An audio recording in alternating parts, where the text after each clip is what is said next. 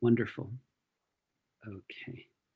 Great. Well, welcome everybody. My name is Omar Ali. I'm one of the professors in African American Diaspora Studies, and I serve as Dean of the Honors College here at UNC Greensboro. It's wonderful to be in this space, listening to the various perspectives and from people from many different fields of study, and in some ways bringing not just their perspectives, but also disciplinary expertise and experiences as human beings on Earth. And so what we're going to be doing is talking today, this session on the role of Black women in Latin American and Caribbean history and letters since the 18th century. I have the great honor of introducing the moderator and the panelists. So I'll begin by introducing Dr. Crystal Eddins, who holds a dual major PhD in African American and African Studies and Sociology from Michigan State University. She is an assistant professor of Africana Studies at the University of North Carolina, Charlotte, where she teaches courses on the African diaspora theory, slavery, race, and colonialism, and collective action and social movements. Eddins' research on the African diaspora, consciousness, historical sociology, social movements, and collective action, Maroonage and the Haitian Revolution have appeared in the Journal of Haitian Studies, Gender and History, the Haitian History Journal. Her work has been supported by the Brown University Ruth Simmons Postdoctoral Fellowship and Joram Carter Brown Library Associates Fellowship and the National Science Foundation Sociology Program Doctoral Dissertation Research Improvement Award. Dr. Eddins is currently working on a book manuscript, Rituals, Runaways, and the Haitian Revolution, Collective Action in the African Diaspora as a UNC Duke Consortium in Latin American and Caribbean Studies College Educators Research Fellow.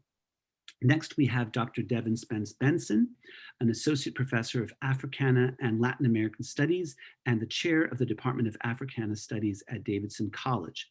Benson is a 20th century historian who focuses on anti-racist movements across the Americas and the Caribbean.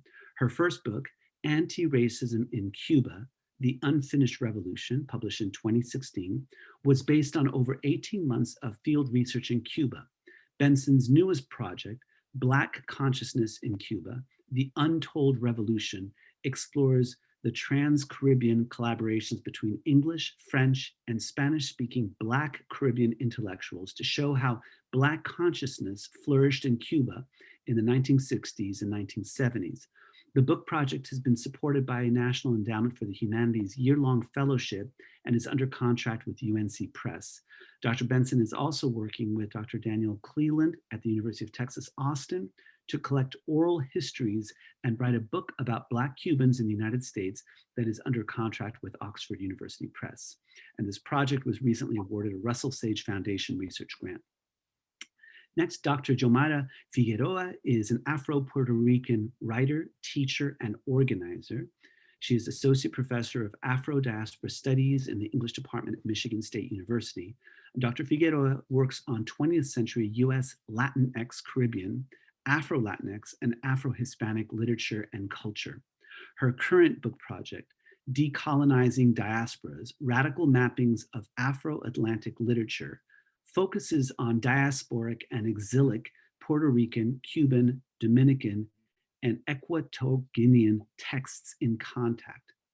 Framed with critical attention to decolonial thought, women of color, feminisms, and feminist philosophy, the book complicates and enriches ongoing conversations and debates in Black, Latinx, Hispanophone studies through a sustained meditation on poetics and cultural productions.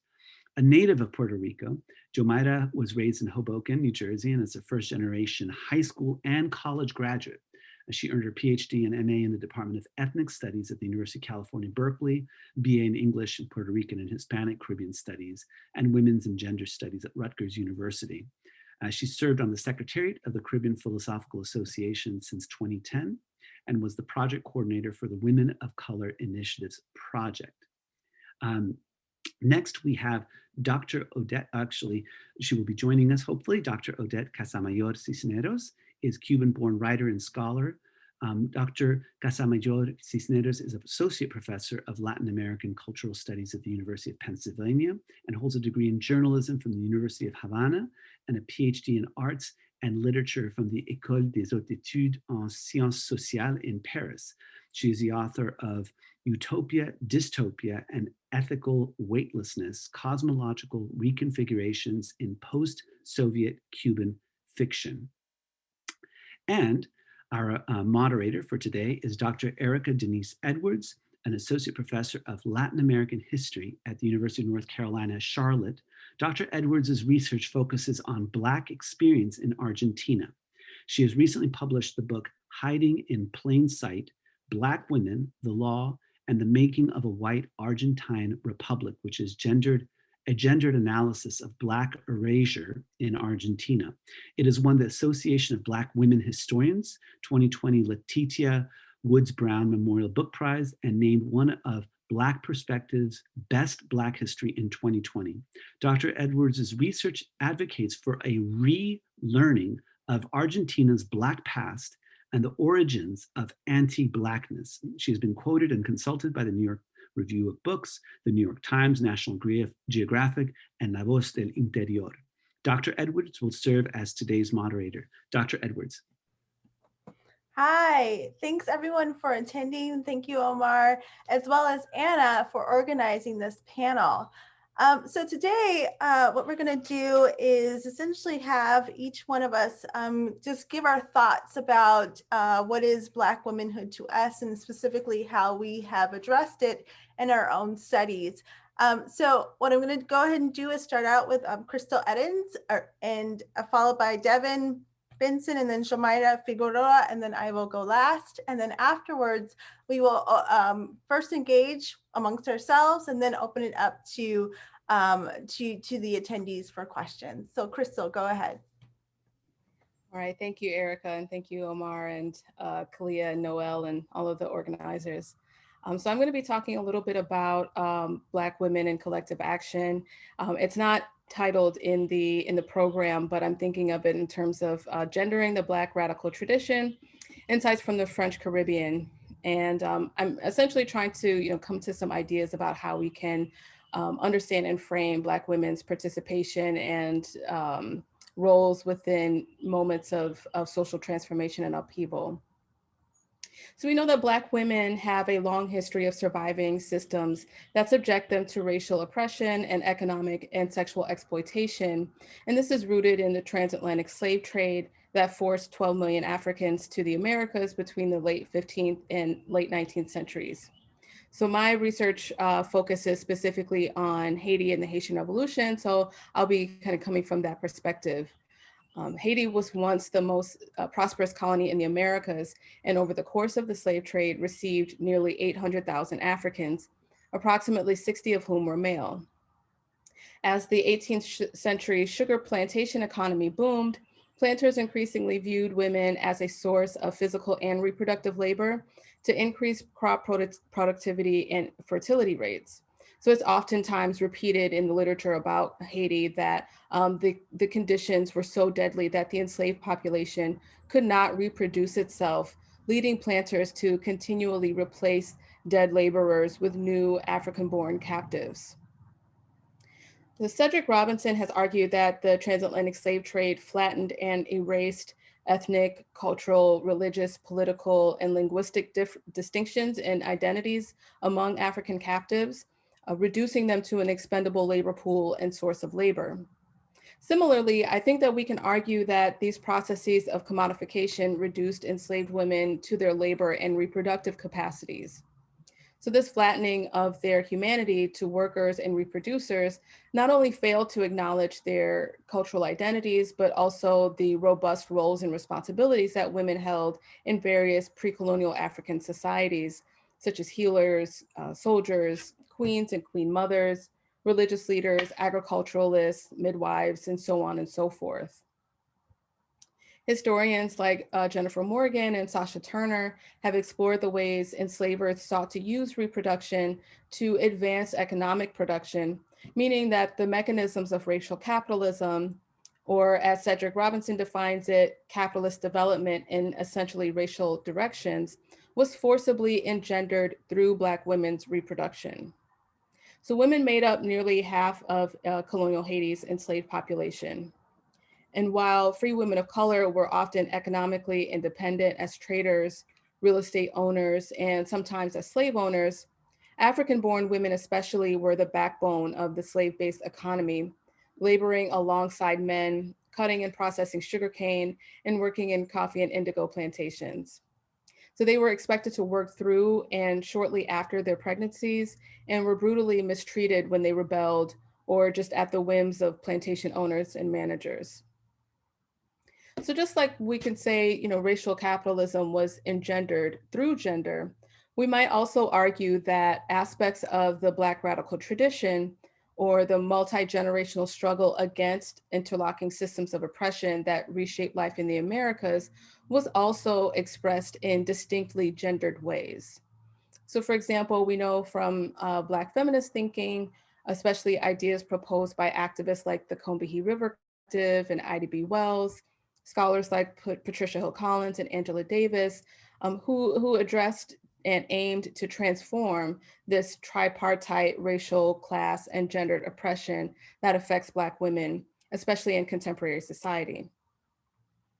So I believe that there remains opportunity to elevate a gendered analysis to our understanding of Black women's roles in rebellions, social movements, mobilizations, collective actions, and revolutions that span space and time, especially in the 18th century. So I come to this question through my research on the Haitian Revolution, arguing that if we want to begin to understand enslaved women's lifeways prior to, during, and after the revolution, we have to begin to interrogate the norms, values, behaviors, and roles that African women embodied in their homelands. By recovering women's histories, we can begin to piece together their economic, militaristic, political, and religious activities that predated and contributed to the revolutionary events in Haiti. These victims of the transatlantic slave trade did not just forget about or abandon their identities, beliefs, and practices once they disembarked in the Americas. Rather, they reassembled and reformulated what they knew and did in their homelands and translated these ideas into a new context. So on the African continent, for example, we can point to the Dahomey Kingdom, where they had a military force of all women that outsiders refer to as the Amazons, who served at the behest of the king of Dahomey as his personal security and in warfare. And then in various societies, women, such as the Dahomey Kingdom and other polities, women were also politically and religiously central, serving as queen mothers who counseled and advised kings and provided spiritual guidance for the kingdom. Other insights to African women's power in societies, in pre-colonial African societies, would point to West Central Africa, for example. Queens like Donna Beatrice and Queen Nzinga, who not only headed their respective kingdoms, but also led movements to oppose the disruptive social, economic, and political forces connected to the slave trade and European colonialism. Then additionally, women in various African societies were central spiritual figures like healers and midwives, and they were indispensable economic producers who performed the agricultural labor that sustained their communities. So this African perspective is key when investigating women's roles in the Haitian Revolution as nurses, cultivators, soldiers, spies, and sacred authorities. There's only a few women who appear in the historical archive of the Haitian Revolution by name, but we can pretty much assume that these figures are probably only but a few of the masses of women who took up arms or otherwise were a part of the struggle for liberation from slavery and colonialism. So some of you may be familiar with Cecile Fatiman.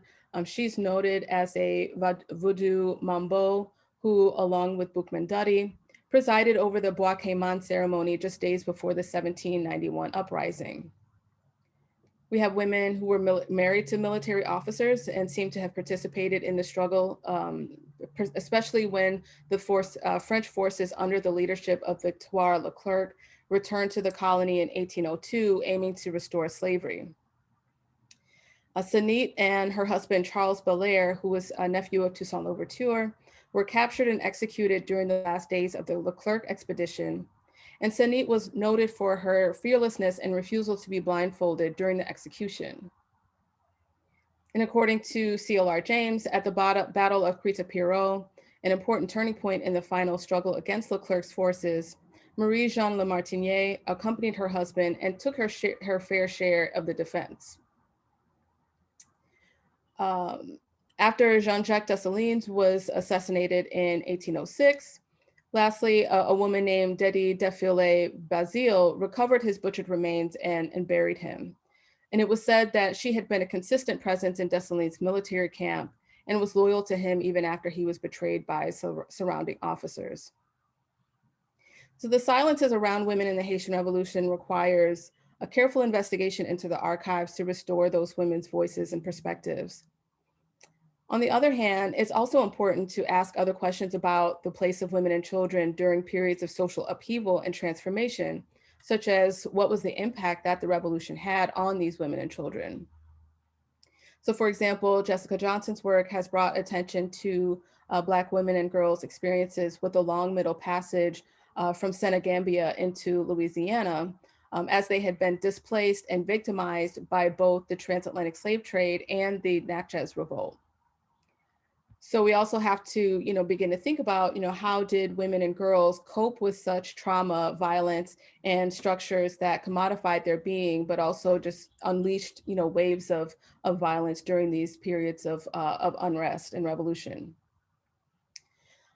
Dedy Defilé-Basile's story is also exemplary of the emotional labor that women performed in the face of the Haitian Revolution. The psychological toll that it inflicted upon her earned her the nickname La Folle, or the Mad Woman, in contemporary historical memory. So she's kind of remembered as having been mad for the way that she was, committed to Dessalines and following his camp and recollecting his remains. So to cite Johnson again, she defines Black femme freedom as based on, quote, enslaved and free women and girls' capacity to belong to themselves and each other, to articulate a radical opposition to bondage, reinterpreting wickedness as freedom, intimacy as fugitive, and Blackness as diasporic and archipelagic. My own research has demonstrated the lengths to which enslaved and marooned women went to maintain and preserve their familial connections, especially to their children. So my analysis of the Menyel Maroon community showed that the ratio between women and children within the community was over twice as high as the ratio between women and children on sugar and coffee plantations. Additionally, women Maroons who were advertised in the colonial newspapers were more likely than men to have been suspected of finding harbor with a family member. So all of this kind of demonstrates and indicates to me that Black women's network relationships were crucial for their survival, but they also could help drive forward collective action and social change. So I think I'll leave it there. I hope I didn't go too much over time. So thank you. Thank you, Crystal. You're fine. Next, we'll have Devin.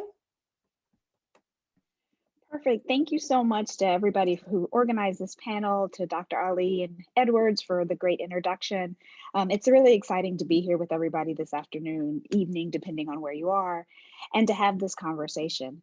I'm actually going to talk a little bit about translating Black Cuban feminisms as sort of my topic for my 10 minutes, but I'm happy to answer questions in the Q&A, either about my work in general in Cuba or specifically about my work with Black women in Cuba. So let me share my screen so that you can see the PowerPoint, and then we'll talk a little bit about it. So can everybody see the full screen, not the little ones, but the big ones? Okay, perfect. I always have to check because sometimes you only see the little ones. No, I think you have to press presentation, play from start, because we see the little ones on the side. Okay, so you see the little ones on the side. Let's stop the share because it happens a couple times. It was on presentation on my screen. Let me go back.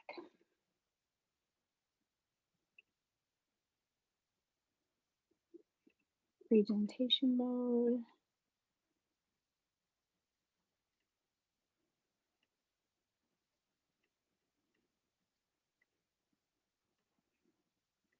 How's this? Perfect, great. All right, so I want to talk a little bit about the translation work I did working with the Afro-Cubanos Working Group in Havana and a recent translation that we did that just came out in 2020. So I'll start off by talking about when asked how she came to this work, Daisy Rubiera describes her personal experiences as a Black woman in Cuba. She grew up in a poor neighborhood in Santiago with a Black mother and a white father. She attended public school, and while there wasn't formal segregation in Cuba, she remembers that little Black girls like her were not permitted to sit in the front row of class, were not allowed to carry the Cuban flag in school parades, or win the annual prizes, even though they had earned and deserved such opportunities. Quote, "These places were reserved for little white girls," end quote. She went on to be one of 2 Black girls to study at the University of Santiago, where she later worked at a cultural center to study the history, literature, religion, and cultural practices relating to racial themes. And she said that while she was really excited to work at the center, others, especially academics and intellectuals and artists, nicknamed the center where she had this job, quote, "the center where they only talk about and do those Black things," end quote. Rubiera retreated to studying Black history in the archive, especially Black women's history, as a way to combat this sense of discrimination that she and others like her faced. So like so many of the Afro-Cubanas in the book that came out in 2020, Afro-Cubanas History, Thought, and Cultural Practices, her experiences with racism led her to understand her positionality as a Black woman in Cuba. I like to talk about this as being a key tenet of Black feminism, that the personal is political, and you see that that's what leads so many Afro-Cubanas in Cuba to do this work. Now, I first met Daisy Rubiera in 2006. I had been a fan of her work since reading Reita, The Life of a Cuban Black Woman in the 20th Century in a graduate seminar at UNC Chapel Hill.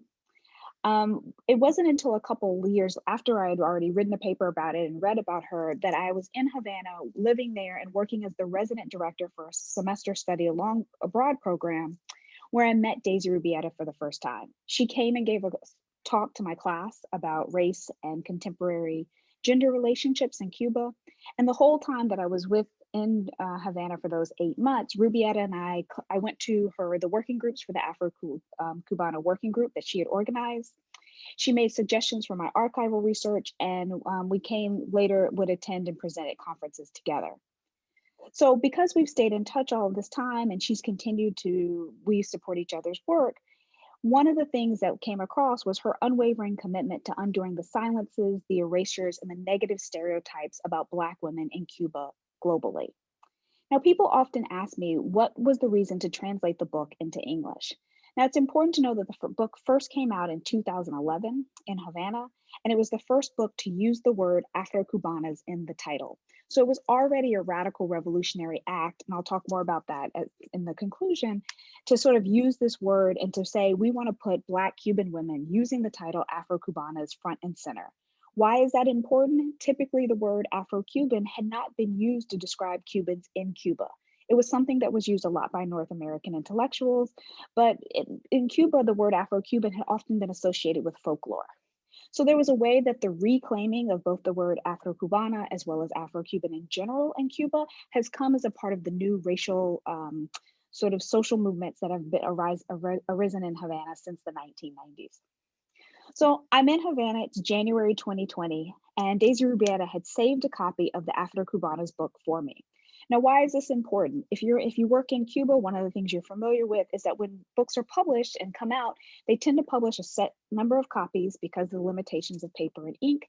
And then once the books are gone, they're gone. So the book had come out in the late part of 2011, and there weren't any copies in the store anymore. After almost 2 weeks, the 5,000 copies had sold out, showing how important the book was to Cubans to buy and have a copy. And so she had saved a copy of the book for me. when she gave me my copy of the book, and this is the cover, picture of the original Cuban version, she identified us as colleagues and sisters and, quote, the dreams and battles for racial equality.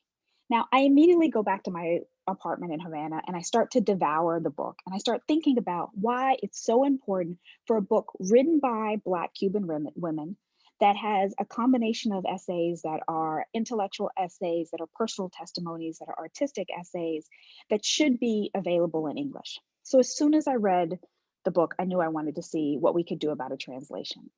So that moment of first reading it really planted the seed for the book to be in English. Now, this wasn't an easy task. Daisy and I applied for and did not receive funding from a variety of different sources to do the translation. It was only when Neil Roberts reached out to me about any good books in Spanish that they could translate for the Creolizing the Canon series coming out of Rowman and Littlefield did the opportunity finally arrive. I literally took the application that we had sent a variety of other places, then had been rejected, and sent it back to Rowman and Littlefield, and they were able to publish the book. Now, one of the things that I think is really important for us to think about here is that I want to make the argument that translating Black Cuban women's work is actually an act of radical Black feminism, right? Because when we live in a world that for the most part has devalued Black women's lives, trivialized Black women's experiences, knowledge about Afro-Cubanas for them to first construct and publish it in Spanish, and then to do so again in English is a radical act. One of the things that comes across on the pages of the book is how the scholarship and activism are not mutually exclusive for Black women. You can't separate the two. Now, we know that Black and mulatta women have participated in constructing Cubanidad since the beginning of the Cuban Republic in 1902.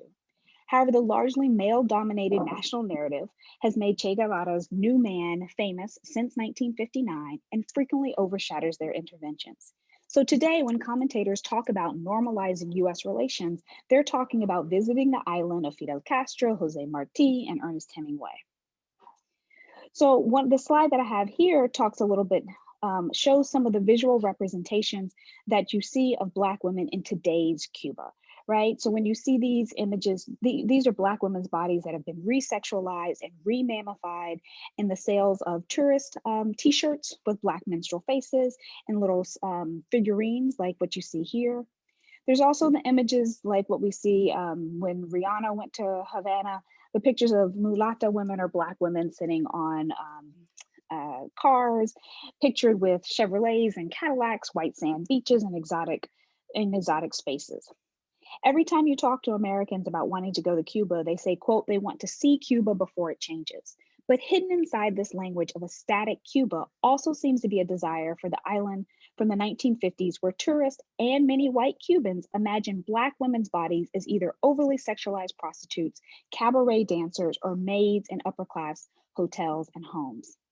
I want us to think about how this combination of invisibility, the silence around Black Cuban women's contribution to the narrative, to the nation, and this hypervisibility as sexualized objects actually is one of the things that the contributors to the volume Afro-Cubanas are consistently challenging. They're challenging their exclusion from the national narrative, and they're also challenging the ways that they're organizing to publish around the ways that they have contributed to the nation, but also how telling their story in the way that they want to be told. Now, as Rubietta noted, it was her experiences and discrimination in her childhood that led her to this work. There isn't a divide between lived experience, scholarship, and activism for the Black women in the Afro-Cubanas volume.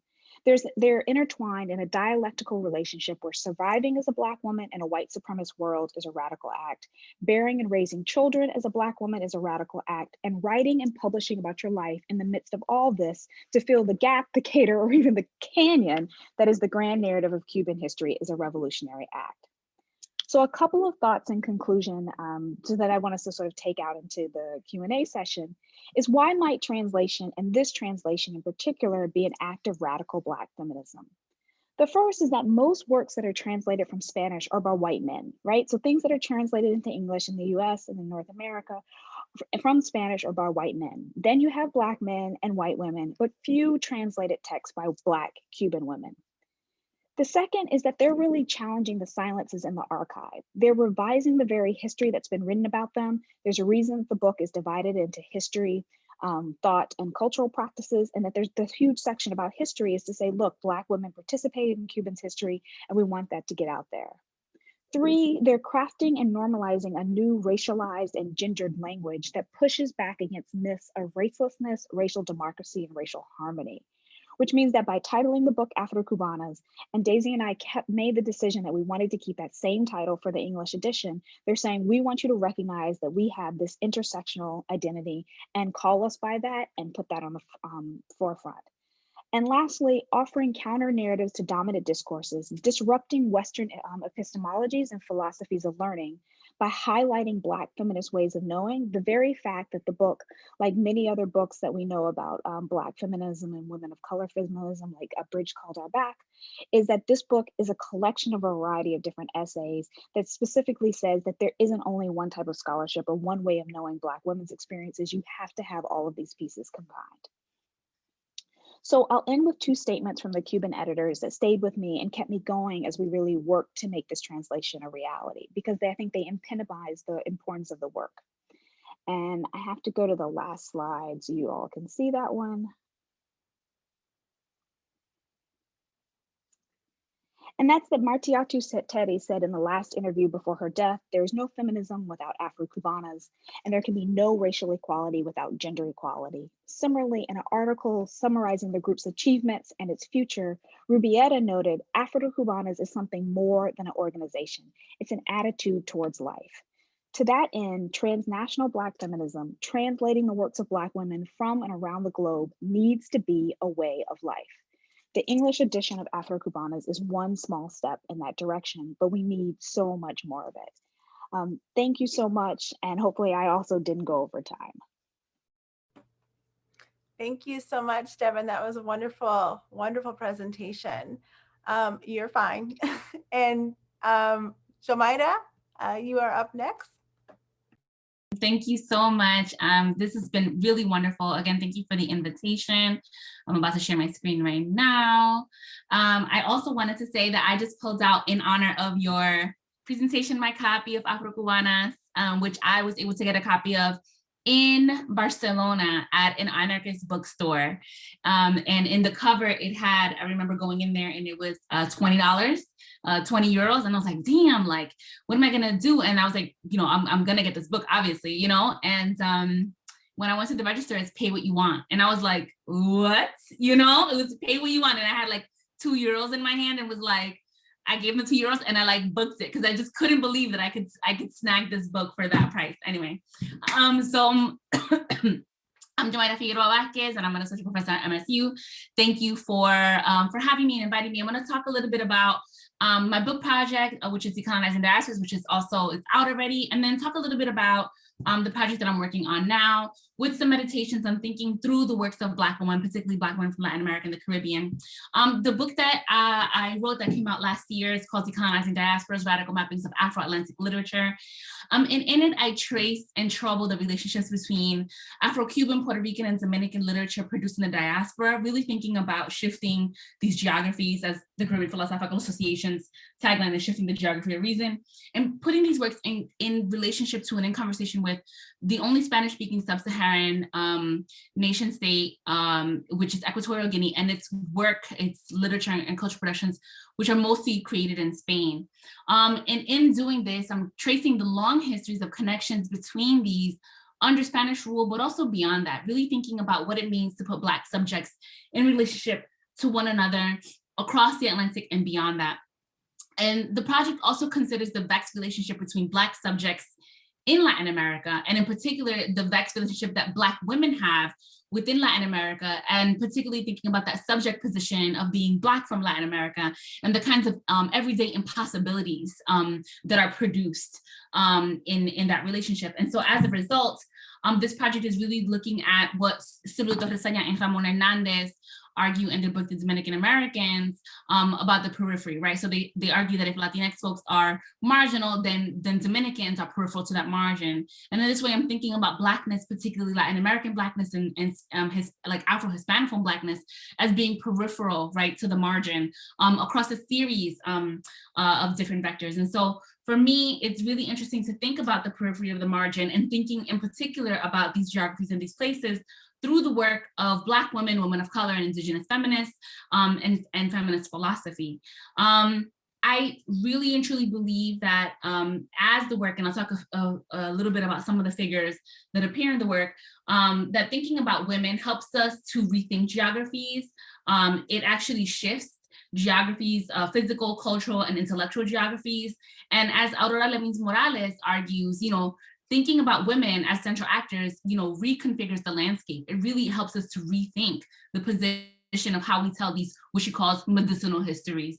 And so one of the ways to think about the ways that women, right, centering women, in particular centering Black women from Latin America and the Caribbean changes the landscape, changes the story, and is thinking about archipelago studies, right? Thinking about this kind of archipelagic turn that, we are seeing very much in Latinx studies, that has been, so much of the discourse in Pacific Island and Oceanic studies, and the ways that I'm engaging that in the book in terms of thinking about these African islands and Caribbean islands and the diaspora. This is a map called Of Islands and Other Mothers, and it is in a book called New York Nonstop Metropolis, which is an atlas of different maps of New York City. And this is a map of the islands of New York City put together with the islands of the Caribbean, really rethinking and reshaping the geography of places, thinking about the giant, huge migrations from the Caribbean to other islands in the United States, and really hitting home, right, in this visual rendering of how in Latinx studies and Latin American studies, oftentimes we're thinking about New York, Miami, Chicago, and other points north as extensions of the Caribbean, extensions of these places. And for me, it's important to think about this through this kind of understanding and conception of women as central actors. In the book itself, I'm taking up questions of relations, intimacy, witnessing, destierro, reparations, apocalypso, and the sea, through the works of women of color, and in particular thinking about the works of Black women and African women. And I have a little bit of a cross-section here. So not only am I taking up the kind of the primary sources, right, these kind of literatures and music, et cetera, and texts of different women, including Araceli Germain, Nelly Rosario, Mayra Santos Febres, Trifonia Melivia Obono, Maria Insu Angu, Raquel Ilombe del Pozo de Pita, right? All of these Black and African women from Guinea, from Puerto Rico, Dominican Republic, and Cuba.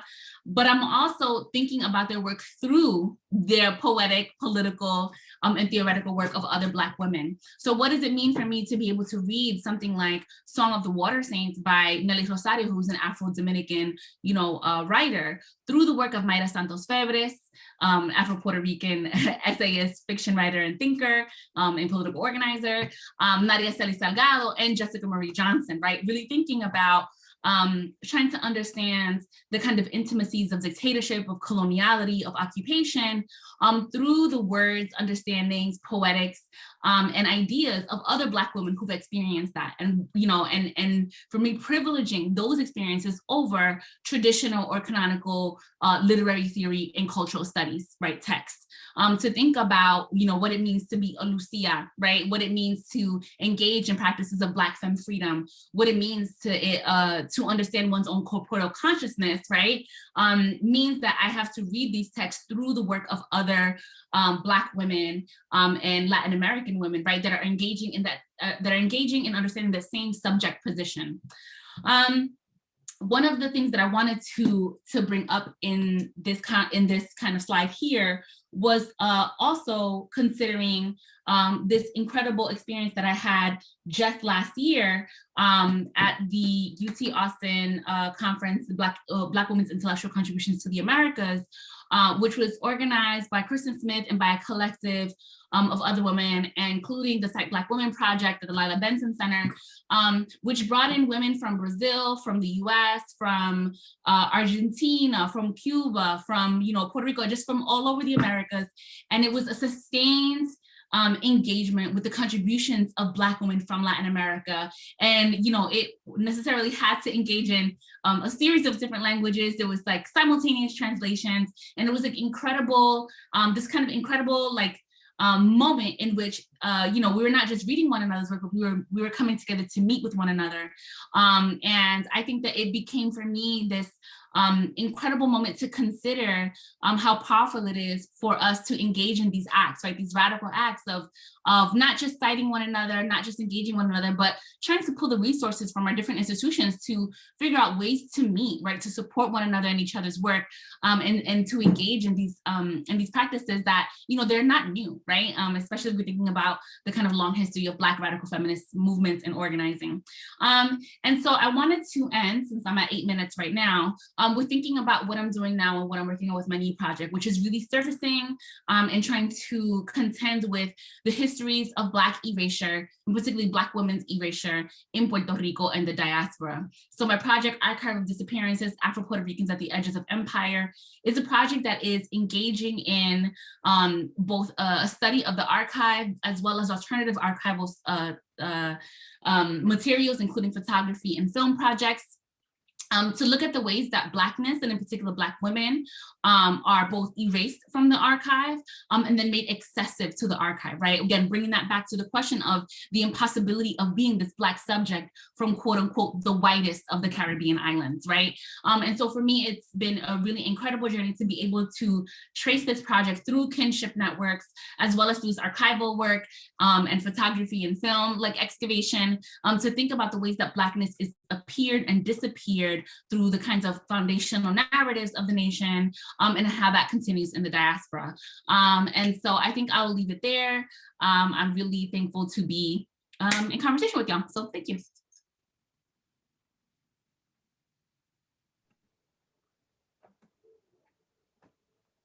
Thank you, Yomaira.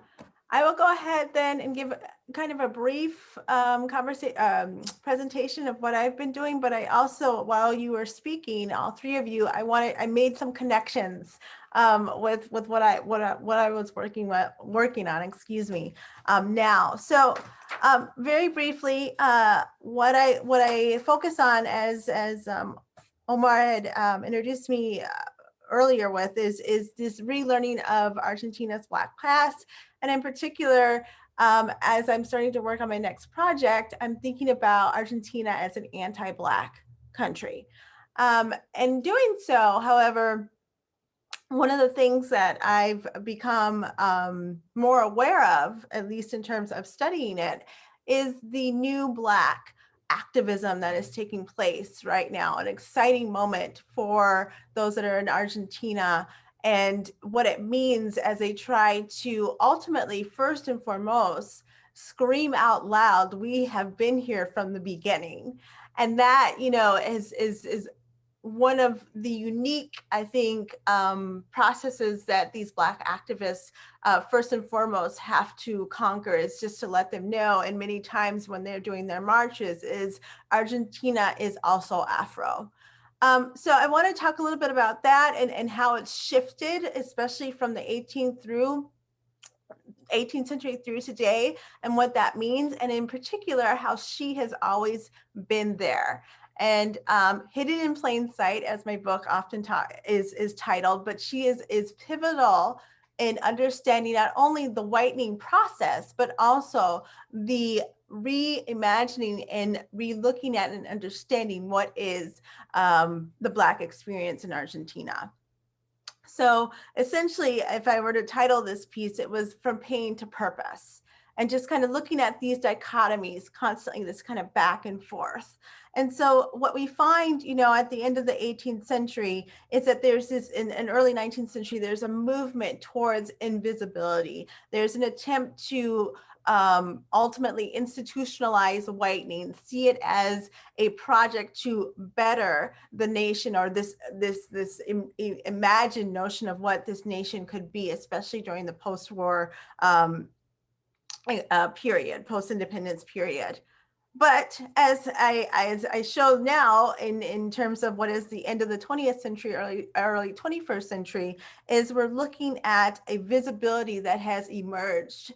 And it ultimately came forth with the return of democracy. And so we're looking at the late 80s through the 90s, in which these collectives started to appear. Africa Vive, for example, came forth in 1996. And most of these collectives were led by Black women, Afro-descended women from various parts of the diaspora. So you're seeing already this kind of back and forth that is taking place, because even with invisibility going back to the 18th century, she was a necessary component in that process. In fact, it's through education that the state often used her body to ultimately reproduce these citizens, essentially masculine boys, as they were legally what could be citizens. But she played the role in ultimately cultivating an obedient, a moral, and ultimately a person that would be subservient to the state. So the state used her body to do this. Going now to the 1990s and 2000s, that has now been rejected. And in fact, as the 21st century came forth, she not only became a new leader in terms of how she would visualize and ultimately bring forth the Black history and Black presence, but she rejected this notion. And that to me is very important. She becomes then this it becomes, I should say, more of a matriarchal presence versus the 18th century, which was a patriarchal presence. This, of course, is based off of many patriarchal corporations, such as the church. Now that is oftentimes being rejected today. But even if we were to look at levels of collective consciousness that would take place, those two were very patriarchal corporations. But that is not the case today. Today, I would argue they are more matriarchal collectives. And in fact, so much so that the celebration of what is Dia de los Afro-Argentinos, which is November 8th, commemorates the life and death of Maria Morelos de Valle, who was a war hero.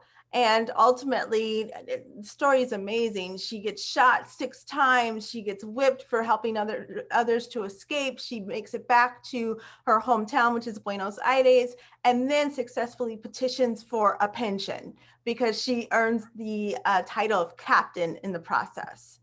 So she is remembered today, and it never ceases to amaze me that the nickname that was given to her by her fellow soldiers was that she was the mother of the patria, a mother of the nation. And so we have then this woman who is today, the Black mother of a white nation.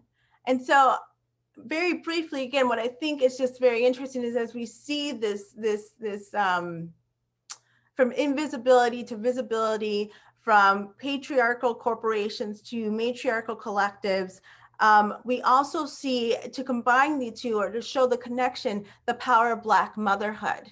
And I think that's also important to stress. She, as many of the panelists have discussed, that was constantly one of the things that connected her, at least in terms of how she went about politicizing herself, moving forward in terms of becoming a very important figure in these movements of liberation. In terms of Argentina, she was the one that led Black mothers, that led various levels of manumission, but she is also, again, part of this movement today. She becomes a very pivotal component in terms of recognizing that it is a collective movement. It's not individualistic at all. And so again, these are just the thoughts that I'm working on in terms of a new project and understanding how she is pivotal in understanding and moving forward and recognizing Argentina as an anti-Black nation.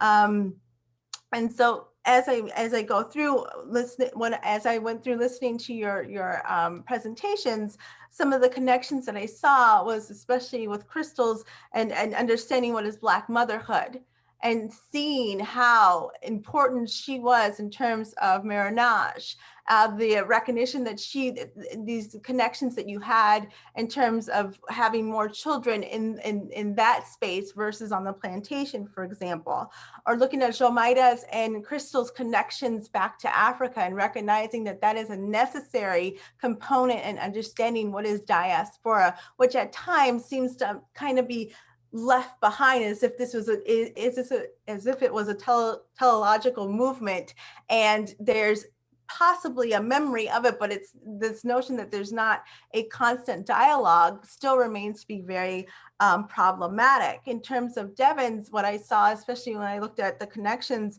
were intersectionality, right? And I love those quotes that you used, Devyn, to show that there is no feminism and there is no Afro-Cuban movement or political bodies without recognizing that they are one together, and we cannot move forward without that. I also love, and I think it's important that we stress and seeing the connection between you and Yomaira is this notion of translation, and how that is key to our understandings of what is Black womanhood beyond these imagined borders at times. Erasure, especially for you, Yomaira, when I think about your new project, clearly that is something that, especially for Argentina, remains the most pressing problem or question of how do we get forth and recognize, as you said, Puerto Rico is the whitest country in the Caribbean. Well, we've got, yeah, exactly, quotations. Supposedly, Argentina is the whitest country in South America. So these connections, just hearing the three of you speak is so loud in terms of recognizing that Black women's experiences are very shared. And these common connections of where and how to go next, and the dialogues that need to constantly take place really is a part of seeing the role of Black women throughout Africa and its diaspora. So I've got a few questions that I want. No one, take them as you want, whoever can jump in.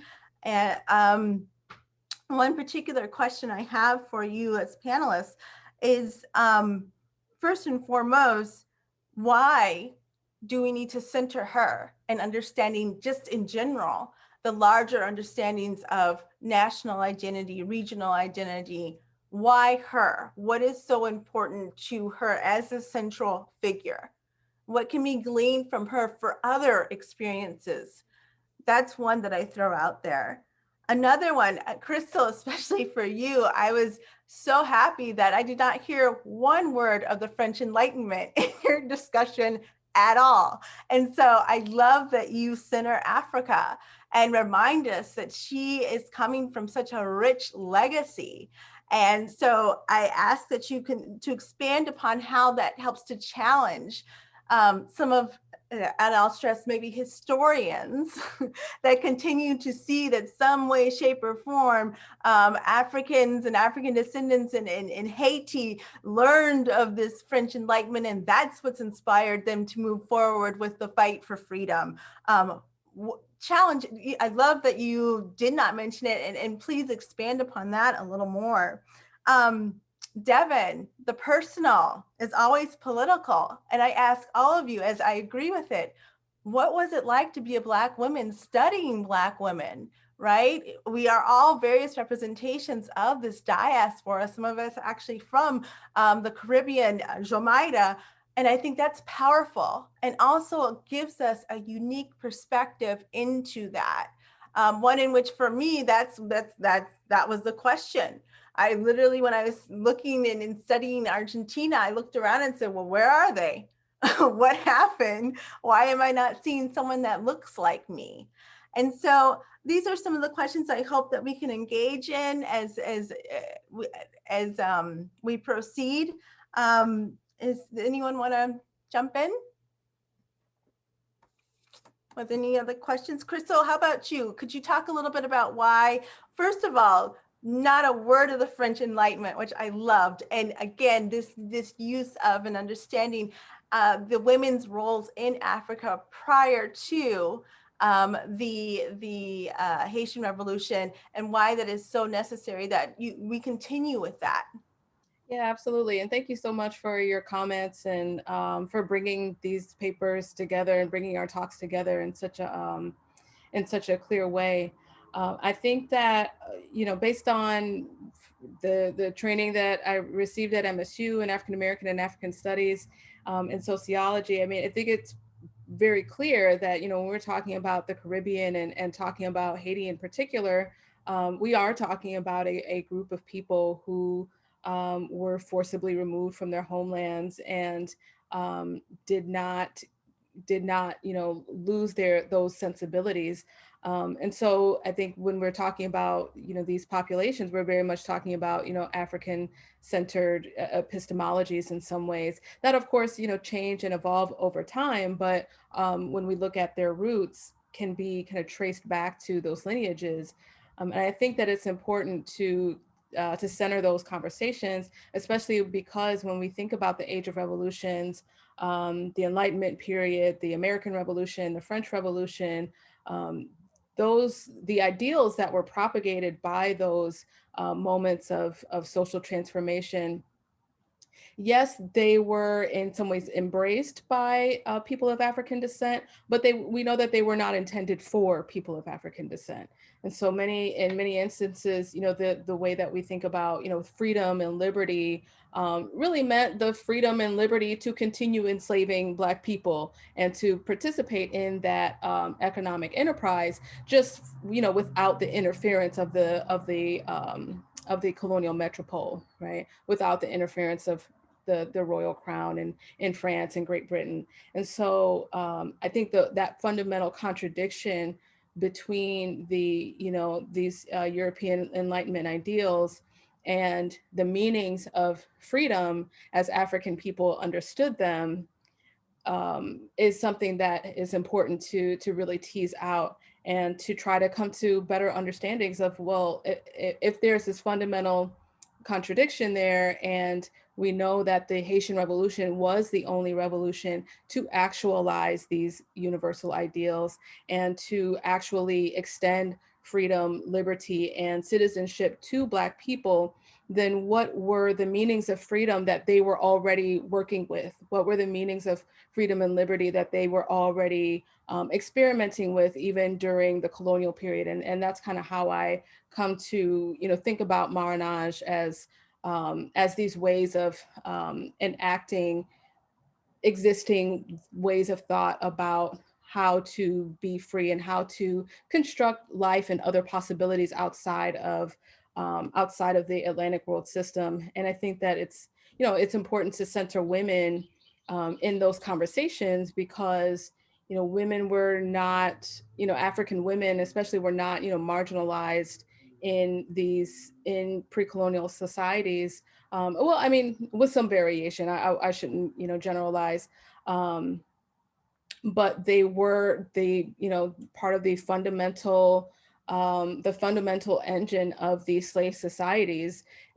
They couldn't operate without women, and so I think that for us to center women not only goes to just their humanity and trying to restore their restore our conversations and our understanding of their humanity. It's also about understanding how indispensable they were to these societies and how indispensable they remain.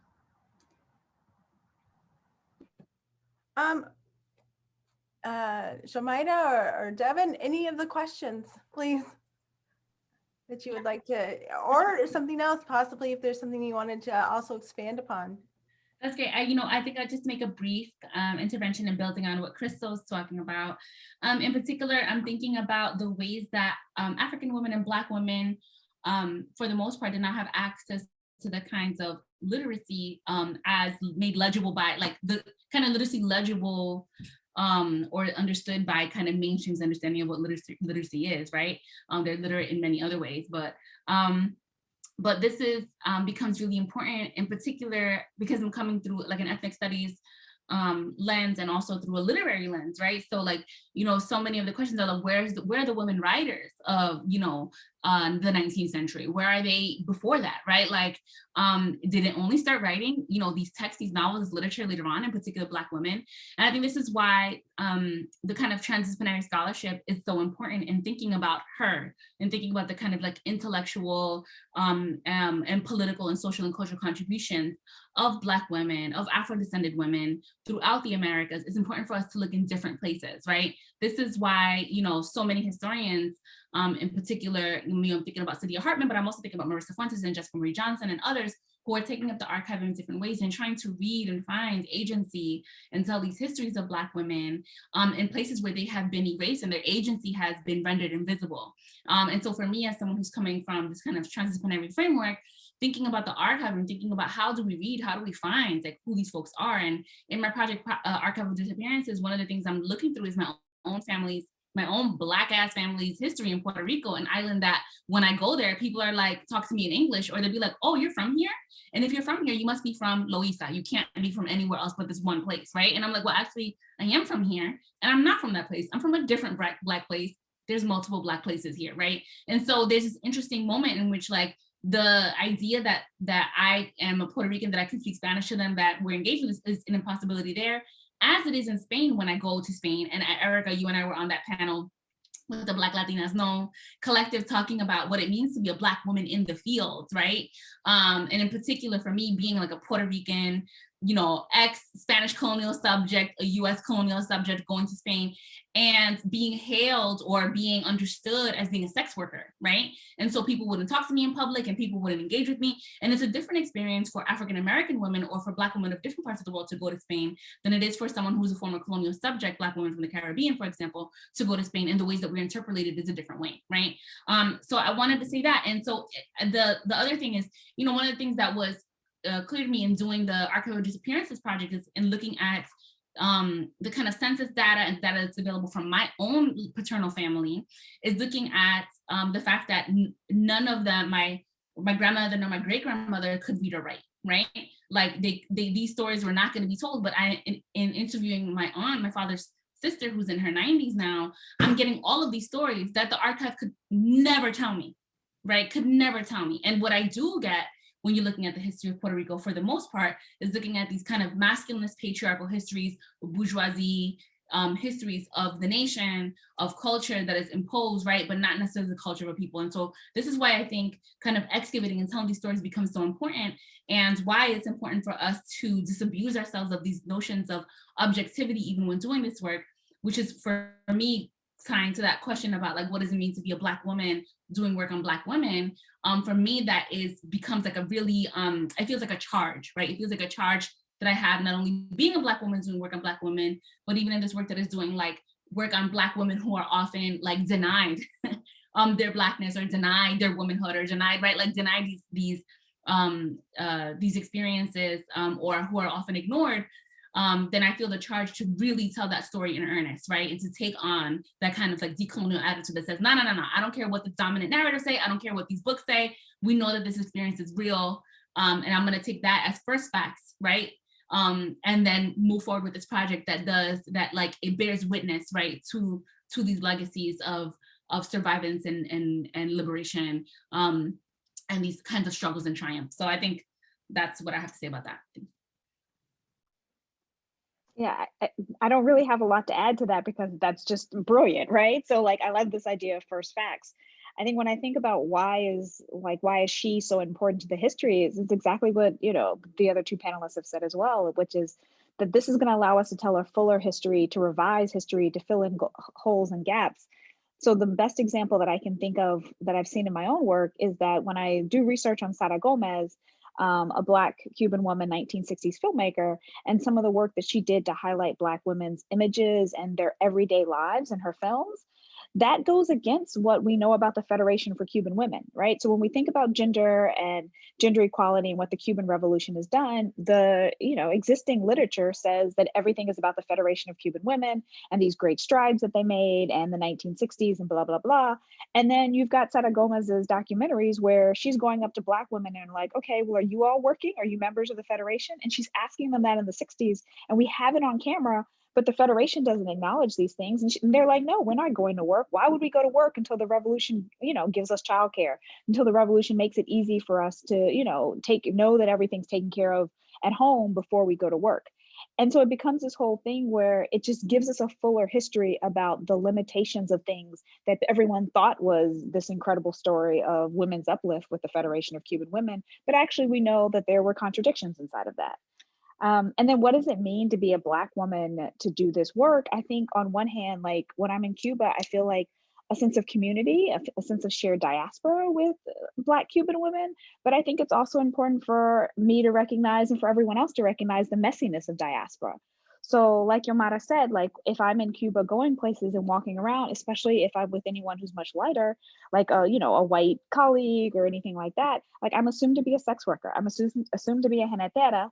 But then if I try and enter into a hotel and they're like, no, you can't go in because you're a pretty much like, no, you can't go in because you're a genetera. When I take out my passport, then I can go into the hotel. So that's a distinction between me and Black Cuban women who are also assumed to be sex workers, or also not allowed or stopped at the entrance to hotels, but then ultimately can't show any type of ID to actually walk into that space. And you're trying to get into the hotel because that's where the best internet was for a long time. Not the case anymore, but it was. On the other hand, I think the part about, being a Black woman and doing this work, and another example that comes to mind from the translation that's really important, is it also allows us to find, like I said, commonalities, but there's things that we can do when we're sharing these stories that other people can't do. When we were translating the essay on hair, and there are all these, and it's an essay written by a Black woman who's trying to describe all the different types of Black women's hair, all the different issues she's ran into her hair. Every word in that essay is something that other people didn't know how to translate, because they were like, well, what's the corresponding word in the US? But if you don't have Black hair and you've never dealt with Black hair, you can't think of the corresponding word in English, and you're just going to translate every word as kinky or pasas as raised. Like, we can't do those things. So it takes someone who has those kinds of experiences to also be able to say, no, we need to translate this with care, so that we understand that if we're talking about Black women's hair, like that's something that a lot of us have shared across the diaspora, and we need to make sure we have the words that reflect that in those types of translations. That's great. And actually, I just want to also piggyback very quickly, Devin. I thought it was very powerful about this label Afro-Cubana, right? And the first use of it. So, all of you, it's open to all of you, but the labeling, how the power that they have to self-proclaim, right? And to own their Black femme. How important is that, Devin, in terms of the movement going forward? Does it allow for like a rallying point? What is that? What is that? Just a little bit more about that, please. Yeah, I think it really has. I think that's why I was trying to sort of highlight this introduction of a new racialized and gendered language, because it feels to me like, before, we always know that people like to put names on Black women. And this is a case of where Black women are saying, no, this is what we want to be called. And now when you have people talking about Black women in Cuba, they're using the term Afro-Cubanas, right? They're using the term that the women have said that they want to be called themselves. The other thing I think that word does, or that term and identity does, is it allows Black Cuban women to connect to transnational movements throughout Latin America. So, the Afro-Cubanas that I work with are reading things from Black feminists in Brazil and Black feminists throughout the rest of Latin America. They are citing them, they're quoting them because things have been translated, right? Or because they're able to read them in Portuguese. They're also able to say that they want to be connected to organizations of Afrodescendientes. So there's a way that the very language allows for both the reach, but also the community to be larger. And that just makes it all more powerful. Like when you can connect to, so like in Colombia, a number of the same of the women who published essays in Afro-Cubanas have essays in a book called Hijas de Mantu that came out in Colombia about Afro-descended women in Colombia and in Latin America. So there becomes a way that by embracing the term, embracing a Afro-descended gendered identity as an Afro-Cubana also allows you to connect to these other movements. Oh, okay. So we have 2 questions in the chat. Very quickly, one is, may we please have the citation for the essay Dr. Benson is discussing right now about Black women's hair? Could you go ahead and give that to us? Yes, I can put that in the chat. Wonderful. And then the second question I have is for Dr. Eddins. To what extent does scholarship on the topic recognize the roles of women in the Haitian Revolution? So scholarship in general. And you explained how slavery flattened the roles of women in the Americas, but is there scholarship that recognizes their diverse roles in the revolution and afterwards? Okay, hi, thank you for that question. So there's not a whole lot of literature about women in the Haitian Revolution. There are people like Joan Diane and Carolyn Fick who have kind of excavated some of these women's names, as well as a Haitian historian named Baina Bello, who does, do the work of kind of reclaiming some of these women who were involved.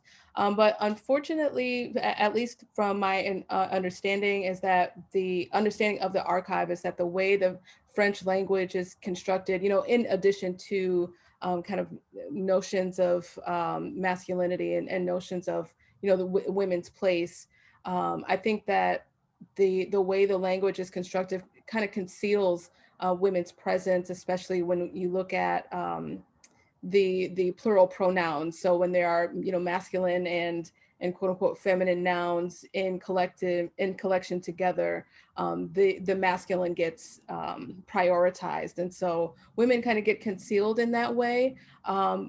But yeah, for the most part, I think in the most of the most robust literature on the revolution now, there's not a lot written about women. And so part of what I'm trying to do, at least in one of my papers that was just published in Gender and History, is trying to kind of help provide some perspectives on how we can understand what women were more than likely doing and the ways that they were more than likely participating, even in the, even within, going beyond the gaps of some of the literature. And there are a few other sources out there as well, but the archive itself, I think, is lacking. And so that makes it a little bit difficult for there to be like a richer body or, full book on women in the Haitian Revolution just yet. Thank you, Crystal. So I want to thank all the panelists. Right now, I'm going to turn it back to Omar. Thank you so much, Dr. Edwards, for moderating and for this wonderful discussion. Thank you to all the panelists. I just wanted to say this is our closing roundtable for the CACE conference, and there is a Student Recognitions Award ceremony that's going to be at 6:30. We hope that you'll be able to join us for that in support of our students who are not just from UNCG, but students who are coming in also from other area colleges. And I want to really say thank you to our director, Dr. Noelle Morris, and also Kalia Carter, who's the program coordinator for all the logistics and all the thinking around this and scheduling, and my colleagues, Nodia Mena and Anna Hontanilla, who really was the one who put this together, this grouping together. So really thank you for that, Anna. And just all my colleagues, I know Nicole Escalesi is here from the Latin American and Latinx Studies Project and Consortium, including consortium members, some of whom are here in this panel. So thank you all, and I hope to see you. We hope to see you at 6:30. It's been a great discussion. Thank you very much, and have a good evening.